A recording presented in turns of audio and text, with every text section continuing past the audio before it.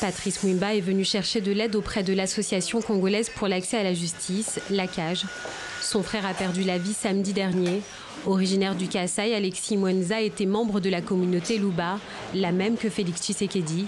Le quadragénaire était parti réclamer de l'argent à un client dans l'ancienne province du Bandundu, celle du candidat malheureux Martin Fayoulou. Comme on l'appelait Tatou Tatou, quand on l'a vu, et les gens étaient mécontents, ils ont dit Biso Tozana Nakanda, Bino Bozakoya, Oya Kodéranger, Biso Mpona Makamboya Nyungu. Ça veut dire que nous sommes encore en colère au sujet de notre victoire que vous, les Balouba, vous avez volée. On s'en est pris à lui, on l'a frappé à mort. Le meurtrier présumé a été arrêté et placé en détention à Kinshasa. Depuis la proclamation des résultats provisoires, la République démocratique du Congo a connu des violences communautaires. Vandalisme, pillage, attaques contre les personnes se multiplient. La CAJ dresse un premier constat.